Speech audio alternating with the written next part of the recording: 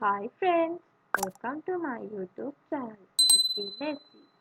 Let's learn Sinhala in English. In my video clip, I will show you how to learn Sinhala with an easy method. This series of lessons simply covers the lessons in your syllabus. Hi යාළුවනේ මගේ YouTube channel එකට ඔයගලන්ව පිළිගන්නවා. මම මේ පාඩම් මාලා තුලින් බලාපොරොත්තු වෙන්නේ ඔයගලන්ගේ සිංහල භාෂා පොතේ තියෙන පාඩම් ඔයගලන්ට අවබෝධ කරලා දෙන්න. ඒ වගේම මගේ YouTube channel එක subscribe කරන්න අමතක කරන්න එපා. අපි අපේ 10 වසර සිංහල භාෂා පොතේ තියෙන ඔයගලන්ගේ 10 වසර සිංහල භාෂා පොතේ තියෙන පළවෙනි පාඩම තමයි අතීතයේ කතාව. එතකොට කතාවත් පාඩම ගද්දී මේ පාඩම් මාලාවේ පළවෙනි පිටුවේ තියෙන මෙන්න මේ පාඩය උපුටාගෙන තියෙන මහාවංශය පොතේ. ඊට පස්සේ අපි පළවෙනි ඡේදයේ ලෙස බලන විට පළවෙනි ඡේදයේදී කියනවා අද අපි මෙහි රැස් සිටිනුයේ රජුගේ රාජදූත මෙහෙවර යදමින් බුදුදහමෙහි රැඳෙන පැමිණි මහින්ද මාහිමියන් හට අවසන් බුරුමන් දැක්වීම පිණිස. එතකොට මෙතන අද අපි මෙහි එක්රැස් සිටින්නේ රජුගේ කාර්යභාරය කරමින් බුදුදහම මෙතන මෙහි රැඳෙන පැමිණි කියන්නේ ලංකාවට රැඳෙන පැමිණි මිහිඳු මාහිමියන්ගේ අවසන් ගෞරව බුරුම දැක්වීම. එතකොට උන්වහන්සේ ඉතා ළඟින් ඇසුරු කළ මා වැනිවුන් උන්වහන්සේව ඉතාම හොඳින් දන්න මම වැනි අය පමණක් නොව අඩ සියවසක් තිස්සේ උන්වහන්සේගේ සිල්වත් වුණා. එතන අඩ සියවසක් කියන්නේ වසර 50ක්. ඒ කියන්නේ සියවසකට වසර 100යි. එතකොට ඒකෙන් අඩක් කියන්නේ වසර 50යි. අඩ සියවසක් තිස්සේ උන්වහන්සේගේ සිල්වත් මෙන්ම බුද්ධිමත් මඟ පෙන්වීම යටතේ මෙහෙවුණු රටවැසියන්ගේ දුක්බර මුහුණු. මෙතන සෝබර මුහුණු කියන්නේ දුක්බර මුහුණු. දකින විට අද දින දුක්බර දිනයක් හැටියට ප්‍රකාශයට පත් කළ යුතුව තිබිණි. එහෙත් උන්වහන්සේ විසින් මෙන්ම සෙසු නැනවත් හිමිවරුන් විසින් මෙතන යලි යලිත් වදාරනු ලැබූ පරිදි කියන්නේ නැවත නැවතත් මරණය වූ කලි මරණය නම් දුකෙන් වැළපීමට අවස්ථාවක් නෙමෙයි පැවැත්මේ අනිත්‍ය මෙනෙහි කර දුක උපදවා ගැනීමට අවස්ථාවක් බව අවබෝධ කරගත් නිසා තේරුම්ගත් නිසා අද දින දුක්බර දිනයක් හැටියට මම ප්‍රකාශයට පත් කරන්නේ නැහැ. එහෙත් මිහිඳු මාහිමියන් පිළිබඳ සිතට දැනෙන සතුටු කරුණ වන්නේ උන්වහන්සේ මේ දුක්බර සසර ගමනින් මිදී සදාතනික සුවය ගෙන දෙන අමා මහ නිවන් සැපත් වීම.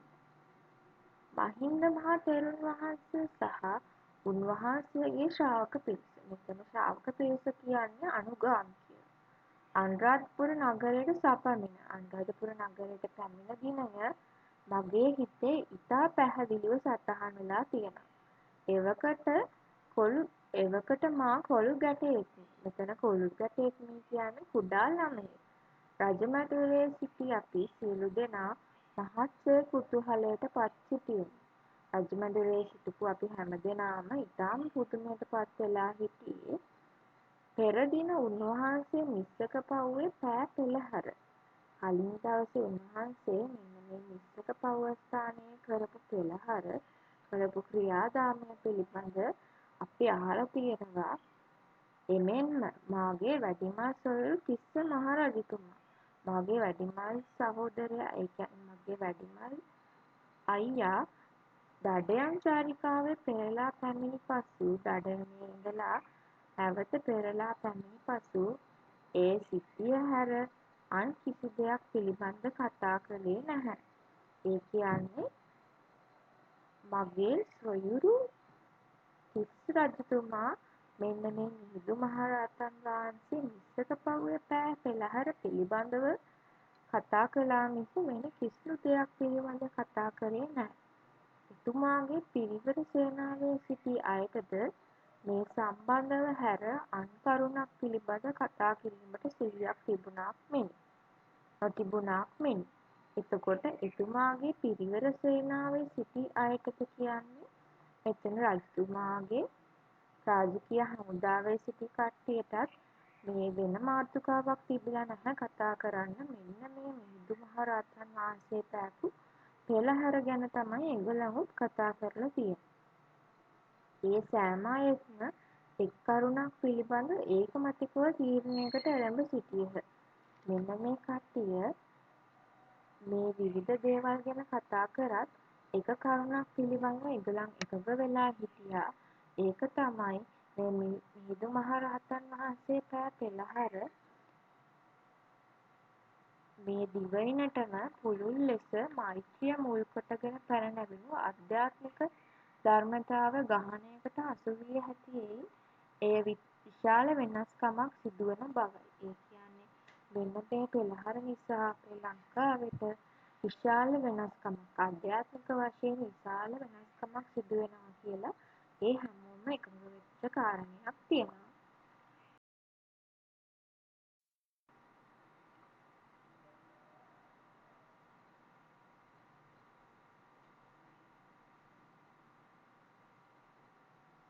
එතකොට මෙතන කියනවා රජතුමා පෙර දින සැන්දෑවේ සිදු වූ සිදුවීම පිළිබඳ තමන්ගේ බුද්ධි මහිමය උරගා බැලීමට අසනු ලැබූ ප්‍රශ්න පිළිබඳ. රජතුමා කියනවා කලින් දවසේදී තමන්ගේ බුද්ධි මහිමය උරගා බලන්න, බුද්ධි මහිමය පරීක්ෂා කරන්න ඇහුව ප්‍රශ්න පිළිබඳ පුන පුනා නැවත නැවතත් කියද්දී උන්වහන්සේ කෙරෙහි මා සිත් වූ කුතුහලය අහස උසට නැගුණේ. එතකොට මෙතනදි කියන්නේ මිහිඳු මහරහතන් වහන්සේ නිස්සක පව්වට වැඩම කරලා තිස්ස රජතුමා දඩයමේ නිරත වූ වෙලෙහි තිස්ස රජතුමාගෙන් ඇසුණු ප්‍රශ්න පිළිබඳ. එදින මාහිමියන රජවාසලේදී පැවැත් වූ ධර්ම දේශනය විශේෂයෙන්ම ඒ දවසේ මිහිඳු මහරහතන් වහන්සේ පැවැත් වූ ධර්ම දේශනාව විශේෂයෙන්ම කාන්තාවන් සහ දරුවන් සඳහා කරන ලද්දක්. එතකොට මේ ධර්මදේශනයේදී කිව්වා යහපත් දෑ කිරීමෙන් යහපත් ප්‍රතිඵල ලැබීම. අපි යහපත් දේ කරොත් අපිට යහපත් ප්‍රතිඵල ලැබෙනවා. අයහපත් දේ කිරීමෙන් අයහපත් ප්‍රතිඵල ලැබීමත් අරමුණු කරගනිමින් උන්වහන්සේ දහම් දෙසූහ. සෑම පුද්ගලයෙකුම තමන්ගේ ඉරණමේ නිර්මාතෘවරයා බව පවසමින් ඒ කියන්නේ තමන්ගේ ඉරණම තීරණය කරන්න පාදක වෙන්නේ තමන්මයි. තමන්ගේ ඉරණමේ නිර්මාතෘවරයා බව පවසමින් කර්මය පිළිබඳ ඉතා සරලව පැවසූ කරුණු කුඩා දරුවෙකු හැටියට මටද කිසිදු ආයාසයකින් තොරව වැටහිණි. ඒ කියන්නේ මේ කර්මය පිළිබඳ ඉතා සරලව මේ ධර්මදේශනයේදී මිහිඳු මහරහතන් වහන්සේ කියූ කාරණාව කුඩා දරුවෙකු ලෙස සිටි මටද ඉතාම ලේසියෙන් තේරුම් ගන්න පුළුවන් වුණා.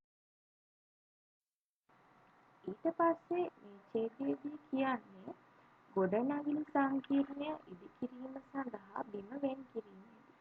මේ ගොඩනැගිලි සංකීර්ණය ඉදි කරද්දී මේ භූමිය වෙන් කරද්දී උන්වහන්සේ විසින් පෙන්වනු ලැබුවේ පුදුම කුසලතාවයක්. මේ මිහිඳු මාහිමියන් විසින් පුදුම දක්ෂතාවයක් පෙන්වලා තියෙනවා. මෙසේ බිම වෙන් කිරීමේදී මෙයට සියවසකට පසු රජවාසල සෑදීමට තීරණය කරනු ලබන ස්ථානය දක්වාම පැමිණේ. එතකොට මේ බිම වෙන් කිරීමට ගද්දී සියවසකට පස්සේ රජවාසල තනන්නේ කොහෙද කියලා ඒගොල්ලන් තීරණයකට එළඹිලා තියෙනවා. එතකොට මේ ගොඩනැගිල්ල පියවරෙන් පියවර ඉදිරියේදී මේ මිහිඳු මාහිමියන්ගේ මනසේ මේ ගොඩනැගිලි සංකීර්ණය පිළිබඳ නිර්වෘල් අදහසක් තිබූ බවට මාහට හා මගේ සහෝදර රජතුමාට පෙනේ. එතකොට මේ මිහිඳු මාහිමියන්ගේ හිතේ නිර්වෘල් අදහසක් තිබිලා තියෙනවා මේ ගොඩනැගිලි සංකීර්ණය පිළිබඳව. ඒ ගැන මටත් මගේ සහෝදර රජතුමා වන තිස්ස රජතුමාටත් අවබෝධ වෙලා තිබ්බා. එපමණක් නොව බෝධීන් වහන්සේ සඳහාද මහා ස්තූපය සඳහාද මෙහෙණින්ගේ ආශ්‍රම සඳහාද දානශාලා සඳහාද උන්වහන්සේගේ සැලසුමේ ඉඩකඩ වෙන්නේ තිබේ. ඒ විතරක් නෙමෙයි. බෝධීන් වහන්සේ මහා ස්තූපය මෙහෙණින්ගේ ආශ්‍රම, දානශාලා මේ හැම දෙයකටම උන්වහන්සේගේ සැලසුමේ ඉඩක් වෙන් වෙලා තිබ්බා. පූජා භූමිය වෙන් කිරීමේ කටයුතු සතියකින් නිම කිරීමට උන්වහන්සේ සමත් වුණා. එතකොට මේ පූජා භූමිය වෙන් කිරීමේ මේ කාර්යභාරය ඉතා ඉක්මනින් සතියකින් අවසන් කිරීමට උන්වහන්සේට පුළුවන් වුණා. අප සිතුයේ බිම ඒ ගොඩනැගිලි සඳහා වෙන් කළ පසු වහන්සේ තමන් වහන්සේ සහ පිරිවර සංඝයා සඳහා සැප පහසු සංඝවාසයක් උපමාව ඉදි කරනු ඇතැයි කියායි. එතකොට ගොඩක් අය හිතලා තියෙන මේ මිහිඳු මාහිමියන් මේ ගොඩනැගිලි සංකීර්ණය පූජා භූමිය වෙන් කරලා තමන් වහන්සේටයි පිරිවර සංඝයා වහන්සේලාටයි සැප පහසු සංඝාවාසයක් උපමාව ඉදි කරනවට කියාය. මෙතන සංඝාවාසයක් කියන්නේ සංඝරුවන වාසය කරන ස්ථාන. එක් අතකින් උන්වහන්සේ රජපෞලක සුඛෝපභෝගී ජීවිතයක් ගත කළ අයෙකු නිසා අනෙක් අතට ධර්මාශෝක රජතුමා දඹදිව වැඩවසන සංඝුන් සඳහා බොහෝ සැප සම්පත් ලබා දෙන නිසාත් අප එසේ සිතීම සාධාරණයි. එහෙත් මහා විහාර භූමිය සලකුණු කළ වහම සිදුවූයේ කුමක්ද? එතකොට දැන් මේ මහා විහාර භූමිය සලකුණු කරයින් පස්සේ මිහිඳු හිමියන් නැවත කුඩා ගල් කිහිපයක් තිබෙන මිස්සක පවුව බලා වැඩම කළසේක. ඊට පස්සේ මේ සියලු කාර්යභාරය කරයින් පස්සේ මිහිඳු හිමියන් මිස්සක පවුව බලා ගමන් කරා. එතකොට වැසි සමයේ මේ ගල් ගුහාවල වාසය කිරීමට උන්වහන්සේට අවැසි විය. මේ වැස්ස කාලයේදී මේ ගල් ගුහාව තුළ ගත කිරීමට උන්වහන්සේට සිතුණා. එතකොට මේ වන විට මහරජු මාහිමියන් කෙරෙහි සීමා රහිත භක්තියෙන් වෙලී සිටියේ. එතකොට මේ වෙනකොට රජතුමා මේ මිහිඳු හිමියන් කෙරෙහි ඉතාම භක්තිය සීමා රහිතව අසීමිතව භක්තියෙන් සිටියා. වියදම සහ මහන්සිය නොබලා සුඛෝපභෝගී ප්‍රාසාදයක් පොත සාදා දීමට එතුමා ඉදිරිපත් විය. එතකොට එතුමා ඉදිරිපත් වුණා සුඛෝපභෝගී මාලිගාවක් සදා දෙන්න කිසිදු වියදමක් මහන්සියක් ගැන නොබලා. එහෙත් මාහිමියන් ඉල්ලා සිටියේ තමන් වහන්සේ සයදෙනාට පමණක් නොව මේ රට පැවැති බිමට එකතු වන ප්‍රථම 50 සදෙනාටත් ප්‍රමාණවත් වන පරිදි ගල් ගුහා එළිපෙහෙළි කොට පිරිසිදු කොට දෙන ලෙසයි. එහෙත් මාහිමියන් මේ කිසිදු දෙයක් පිළිබඳ බලාපොරොත්තුවෙන් හිටියේ නැහැ. උන්වහන්සේ රජතුමාගෙන් ඉල්ලා සිටියේ තමන් වහන්සේ සයදෙනාට පමණක් නොවේ මේ රට අපේ ලංකාවේ පැවැති බිමට එකතු වෙන පළවෙනි 50 සදෙනා. පළවෙනි 50 සදෙනා කියන්නේ පළවෙනි 56 ප්‍රමාණවත් වන පරිදි තවත් ගල් ගුහා අපිට එළිපෙහෙළි කරලා පිරිසිදු කරලා දෙන්න කියලා. වස්සාන සමය වස්සාන කාලය එළඹීමත් සමග රහතන් වහන්සේලා 60 දෙනෙක් මේ ලෙන් විහාරය තුළට වී එතැන් සිට දිවයිනේ සාමාන්‍ය සිද්ධියක් වූ වස් වැසීම ආරම්භ කළා. එතකොට මේ වස්සාන කාලයේදී මේ හිමිවරුන් කට්ටිය මේ ගල් ගුහාවේ වැඩම කරලා රටේ සාමාන්‍ය සිද්ධියක් වන වස් වැසීම ආරම්භ කළා. එතකොට මේ කාලය තුළදී ධර්මයේ ඉගැන්වීම අර්ථ විවරණය කිරීම. අර්ථ විවරණය කියන්නේ අර්ථ පැහැදිලි කිරීම. සාහිත්‍ය ක්‍රියාවන්ගේ සමන්විත වූ සංකීර්ණ ක්‍රියාවලියක් ආරම්භ කරා. එතකොට උචිත පරිද්දෙන් මේ කඳුකරේ ආරාම කඳුකරේ හැටියට හඳුන්වන ලද. එතකොට අපි දැනගන්න ඕන මෙන්න මේ මිස්සක පවුව කියන ස්ථානයට තමයි ආරාම කඳුකරය කියලා කියන්නේ. මා වඩාත් භාග්‍ය සම්පන්න වූයේ මා හිමියන්ගේ මූලිකත්වයේ යටතේ මාගේ අධ්‍යාපන කටයුතුද ඒ වකවානුවේම ආරම්භ වූ හේයිනි. එතකොට මම ගොඩක් වාසනාවන්ත වුණේ මේ මාහිමියන්ගේ ප්‍රධානත්වයෙන් මගේ අධ්‍යාපන කටයුතුද මේ කාලයේදී ආරම්භ වූ නිසා. අධ්‍යාපනය ලබා දීම සඳහා මහා සංඝයා වහන්සේ උපයෝගී කරගත් විශේෂ ක්‍රමවේදයද මාගේත් සෙසු සමවයසී අයගේත් සිත තදින් ඇදගත්. එතකොට මේ අධ්‍යාපනය ලබා දීමට මාහිමියන් පටන් ගත්ත ක්‍රම උපාය විශේෂ ක්‍රම උපාය මගේත් අනෙකුත් සම වයසේ මගේ ඉගෙන ගන්න සිටිය මිත්‍රයන්ගේ සිත තදින් ඇද ගැනීමට සමත් වුණා. මහා සංඝරත්නය සමග නිරන්තරයෙන් ගැටුණි.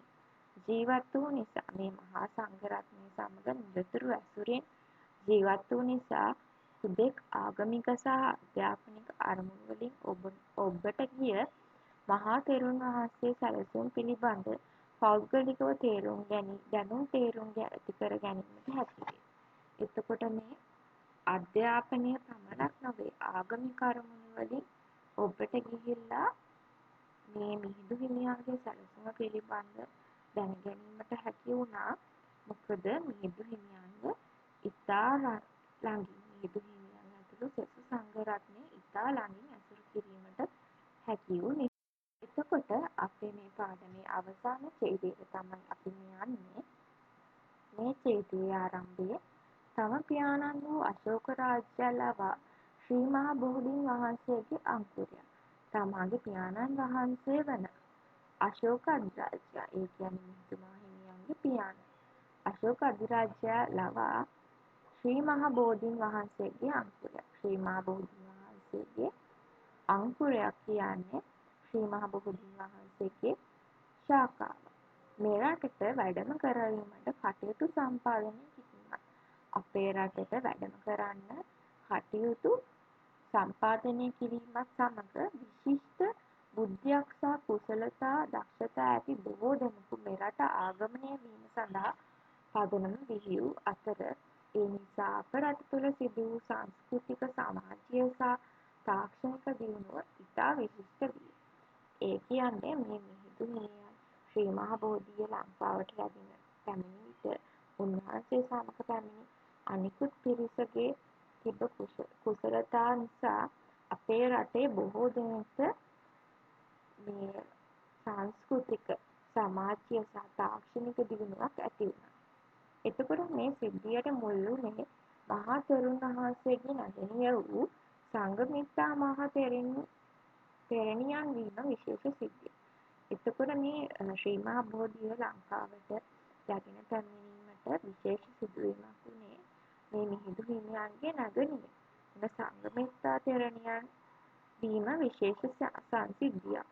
සංඝමිත්තා මෙහෙණින් වහන්සේ සමග සපිරිවරින් පැමිණි උගත් පරිපාලකයෝ, ව්‍යාපාර ප්‍රධානියෝ, වෙළෙන්ද, කලාකරුවෝ සහ තාක්ෂණික ශිල්පීහු අප රට සංවර්ධන කේන්ද්‍රස්ථානයක් බවට පත් කළේ. ඒ කියන්නේ මේ සංඝමිත්තා මෙහෙණින් වහන්සේත් එක්ක පැමිණි උගත්තු පරිපාලකයෝ, ව්‍යාපාර ප්‍රධානියෝ, වෙළෙන්දු, කලාකරුවෝ සහ තාක්ෂණික ශිල්පීන් රටේ සංවර්ධන කේන්ද්‍රස්ථානයක් බවට පත් කළා. එතකොට දැනට දශක 5ක් ගෙවී යාමට ආසන්න නැති අතර දැනට දශක 5ක් ගෙවී යන්නට ළඟයි. එක් අතකින් අපගේ ආර්ථිකයට එක් අතකින් අපේ ආර්ථිකයත් තවත් අතකින් සමාජ ස්තරය සමාජ මට්ටමත් ඔවුන්ගේ පැමිණීම කෙසේ බලපෑවේදැයි විමර්ශනය කිරීමට සුදුසු අවස්ථාවක අපි සිටියෙමු. අද අපි තාක්ෂණික වශයෙන් මනා පදනමක සිටින අතර ඉහළ මට්ටමක සිටින අතර ජනගහනය විවිධාංගීකරණය වී තිබේ. ඒ කියන්නේ ජනගහනය විවිධ වෙලා තිබෙනවා. මෙසේ මිහිඳු හිමියන්ගේ දීර්ඝකාලීන කැපකිරීමේ ප්‍රතිඵලයක් වශයෙන් මෙසේ මිහිඳු හිමියන්ගේ දිගුකාලීනව කැපවීමේ ප්‍රතිඵලයක් ලෙස අප රටට සිදු යහපත විශිෂ්ට සම්පතකැයි විවාදයෙන් තොරව පිළිගත යුතුයි. මේ විදිහට මේ මිහිඳු හිමියන්ගේ දිගුකාලීන කැපකිරීම නිසා අපේ රටට ලැබුණු සම්පත විශිෂ්ට සම්පතක් විද අපි විවාදයකින් තොරව පිළිගන්න ඕනේ. මෙහි අද රැස්වී සිටින සියල්ලෝම ඒ රාජකීය දූත මෙහෙවර නිසා සිදු විප්ලවයේ විපුල ඵල භුක්ති විඳින අය. එතකොට අද මේ කාර්යභාරයට රැස් වෙලා සිටින සියලු දෙනාම ඒ විප්ලවයේ අනර්ඝ ඵල භුක්ති විඳින කට්ටිය. මහා තෙරුවන්ගේ සේවාවේ ප්‍රතිඵල සියවස් ගණන් නැත. අවුරුදු දසස් ගණන් ජනතාව ලැබෙන අතර ඒවා සේවාව වෙනත් රටවල් කරාද පැතිර යනු ඇත. එතකොට මේ මහා තෙරුවන්ගේ මේ සේවාවේ ප්‍රතිඵල සියවසක් පමණක් නෙවෙයි අවුරුදු දහස් ගණන් ජනතාවට මේ ප්‍රතිඵල ලැබෙනවා. එතකොට ඒවා වෙනත් රටවල් කරාද යනවා. සාමාන්‍යයෙන් මෙවන් අවස්ථාවක කරනු ලබන්නාක් මෙන් මිහිඳු මාහිමිදුන්ට නිවන් සුව ප්‍රාර්ථනා කිරීමට මට නොහැකිය. සාමාන්‍යයෙන් මේ වගේ දුර්බර අවස්ථාවකදී මිහිඳු මාහිමියන්ට නිවන් සැපත නිවන් සුව ප්‍රාර්ථනා කිරීමට මට නොහැකි. මොකද උන්වහන්සේ තමන්ගේ උත්සාහය මගින් නිවනට ගොස් සිටින බැවිනි. ඒ කියන්නේ උන්වහන්සේ දැනටම තමන්ගේ උත්සාහය මගින් නිවනට ගොස් සිටින. එතකොට අපි මේ පාඩමේ සාරාංශයක් ලෙස ගත්තොත් එහෙම මෙම පාඩමේ දැක්වෙන්නේ මිහිඳු හිමියන්ගේ අපවත් වීම පිළිබඳ ශෝකයට පත් කාවන්තිස්ස රජතුමා විසින් කරනු ලැබූ කතාවකි. මෙහිදී රජතුමා මෙම දිනය ඉතා ශෝක දිනයක් ලෙස ප්‍රකාශයට පත් කරයි. රජතුමාගේ වැඩිමල් සොහොයුරු තිස්ස රජතුමා දඩයමේ ගොස් සිටින වෙලෙහි මිහිඳු හිමියන් මිහින්තලය පර්වතයට වැඩ සිට එය නැවැත්වූ ආකාරයත් සිහිපත් කිරීම මෙහිදී සිහි කරයි. මිහිඳු හිමියන් රජවාසලේ පැවැත් වූ ධර්මදේශනය විශේෂයෙන්ම කාන්තාවන් හා දරුවන් අරභයා කරන ලද්දක් බවත්, යහපත් දෑ කිරීමෙන් යහපත් ප්‍රතිඵල ලැබීමත්, අයහපත් දේ කිරීමෙන් අයහපත් ප්‍රතිඵල ලැබීමත් අරමුණු කරගනිමින් උන්වහන්සේ දහම් දෙසූ සේක.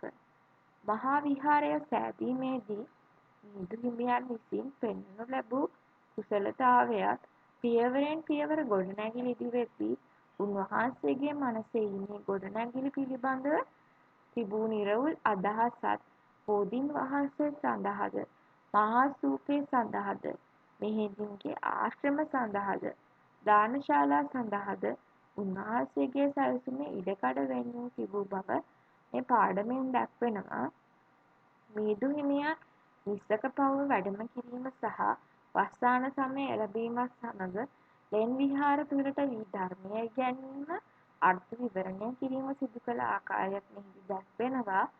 අශෝක රජතුමාගේ අනුග්‍රහය යටතේ ශ්‍රී මා බෝධීන් වහන්සේගේ අංකුරයක් මෙරට වැඩම කරවීම රට තුළ සිදු වූ සංස්කෘතික, සමාජීය හා තාක්ෂණික දියුණුවට හේතු වුණා. මිහිඳු හිමියන්ගේ දීර්ඝකාලීන කැපකිරීමේ ප්‍රතිඵලයක් ලෙස රටට ලැබූ යහපත් විශිෂ්ට සම්පතක් ලෙස ශ්‍රී මා බෝධිය හැඳින්විය හැකිය. Then this is the summary in your lesson. This lesson is about a speech made by King Kawantissa, who was saddened by demise of Mahinda Thera. The king declares this day a day of great sorrow. The king reminds a past situation while King Tissa, the king's elder brother, was on hunt. Mihindu Thero arrives at Mihintale rock and stopped it. The Dhamma discourse delivered by Mahinda Thero at the royal palace was specially addressed to women and children and guiding them to do good things to get good results. In the lesson, it shows the skill shown by Mahinda Thero in the construction of Mahavihara, the clear idea of the complex in his mind, the plan for the Bo tree, the great stupa, the monasteries and almshouses. In the lesson, it indicates how Mihindu Thero visits Nissaka Pauva and how the teaching interpretation of Dhamma was done.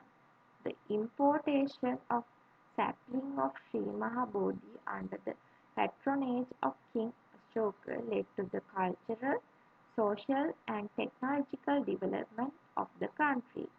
Sri Mahabodhi can be described as a great asset to the country as a result of the long-term dedication of Mahinda Thero. ඔගලන්ගේ පාඩම් මාලාවේ තියෙන පැවරුමට අපි ගියොත් මේ පැවරුමේ පළවෙනියට මහන ප්‍රශ්නය තමයි පාඩමේ දැක්වෙන ආකාරයට ධර්මාශෝක රජතුමාගේ රාජසභාවට දූත ගමන් ගිය අමාත්‍යවරයා කවේද? මෙතන පිළිතුර එන්නේ ප්‍රධාන ඇමති මහා තිස්ස. ඊළඟ ප්‍රශ්නය මගුලැතු විසින් අඳින ලද රන් අඟුල භාවිතයෙන් සිදු කළ කාර්ය කුමක්ද? මහා විහාරය සඳහා සීමා සලකුණු කිරීම. ඊළඟ ප්‍රශ්නය මිහිඳු හිමියන්ගේ මහා විහාර සැලැස්මේ ඇතුළත් වූ අංග මොනවාද? පිළිතුර බෝධීන් වහන්සේ සඳහාද මහා ස්තූපයද මෙහෙණින් ආශ්‍රම දානශාලා. ඊළඟ ප්‍රශ්නය ආරාම කඳුකරය යනු කුමක්ද? මේකට පිළිතුරු ලෙස එන්නේ නිස්සක පව්ව. අවසාන ප්‍රශ්නය ලෙස පාඩමෙන් දක්වන ආකාරයට එවකට අපේ රටේ සංස්කෘතික සමාජීය හා තාක්ෂණික දියුණුව බලපෑ සිදුවීම කුමක්ද? පිළිතුර වෙන්නේ සංඝමිත්තා මෙහෙණින් වහන්සේ විසින් තම පියාණන් වූ අශෝක අධිරාජ්‍යය ලවා ශ්‍රී මහා බෝධීන් වහන්සේගේ අංකුරයක් මෙරටට වැඩම කරවීම. මේ පළවෙනි පාඩම් මාලාව අවසానයි. ඊළඟ පාඩම් මාලාව තුළින් ඔයගොල්ලන් හමු වීමට මම බලාපොරොත්තු වෙනවා. ස්තුතියි.